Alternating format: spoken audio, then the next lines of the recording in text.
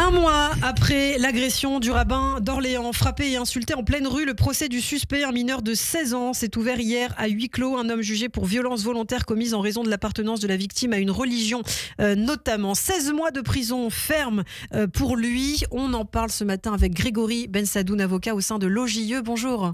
Bonjour Ilana. Merci beaucoup d'être avec nous, Grégory. Ce matin, effectivement, l'organisation juive européenne, toujours présente pour ce genre d'affaires d'antisémitisme, une affaire grave. C'était il y a un mois. Est-ce qu'on peut rappeler d'abord les faits? Qu'est-ce qui s'est passé ce jour-là? Effectivement, Ilana, c'est une affaire particulièrement grave.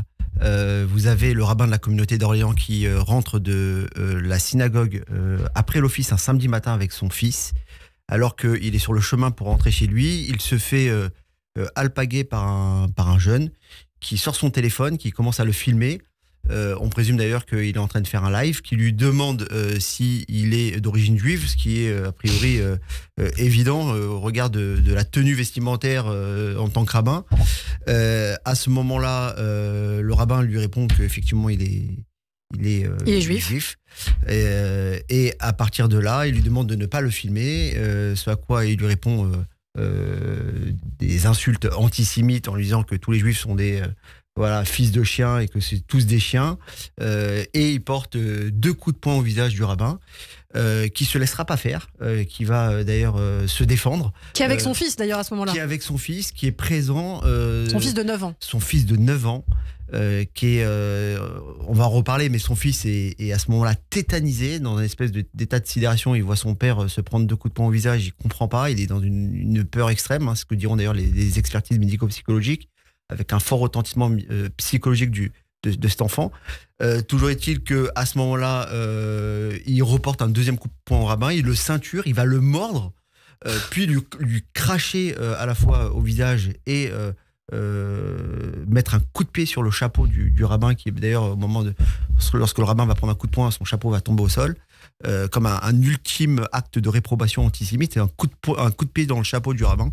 Et à ce moment-là, un certain nombre de témoins d'ailleurs ont été présents, filmé la scène, et même certains sont intervenus pour défendre le rabbin et intervenir. Plus de peur que de mal, donc heureusement pour ce rabbin. Alors plus de peur que de mal, j'ai envie de vous dire. Il y a eu quand même pas mal du mal, puisqu'il y a eu des retentissements médicaux. En tout cas, sur le plan médical, le rabbin a eu une ITT de 10 jours, ce qui n'est pas rien. Et puis le gamin, il y a eu une expertise médico-psychologique, avait un retentissement, je le disais au début, assez important. Il a très très mal vécu la situation. Aujourd'hui, il a très peur d'ailleurs de retourner à la synagogue avec son père. C'est compliqué à vivre.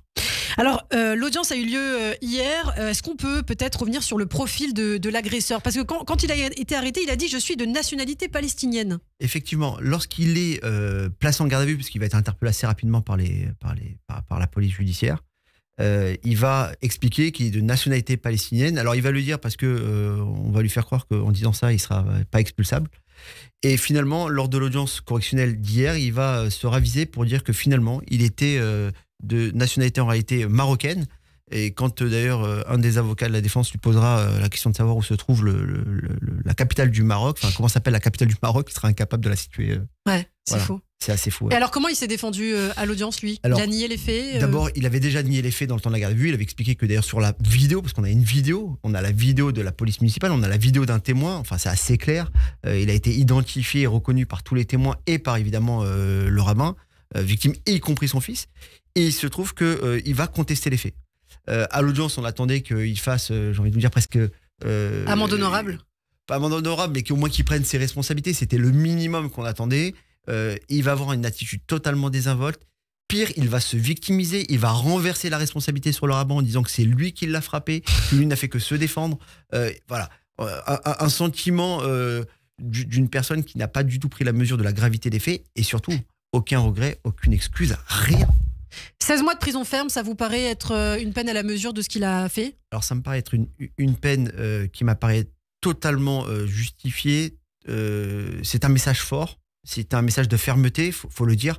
Il faut comprendre qu'on est devant le tribunal pour enfants, que des violences volontaires aggravées par la circonstance que nous connaissons d'appartenance supposée ou elle à une religion fait que la peine encourue est de 3 ans.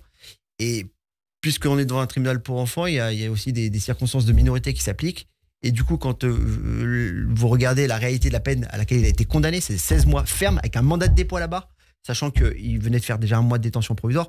Ça nous paraît un message assez ferme et assez fort de la part du tribunal. Donc il va les faire ces 16 mois, vous pensez? Il va les faire, et à mon avis, je vous le dis, et ça c'est d'expérience, c'est qu'il ne pourra prétendre à aucun aménagement de peine dans la mesure où d'abord il est en situation totalement irrégulière.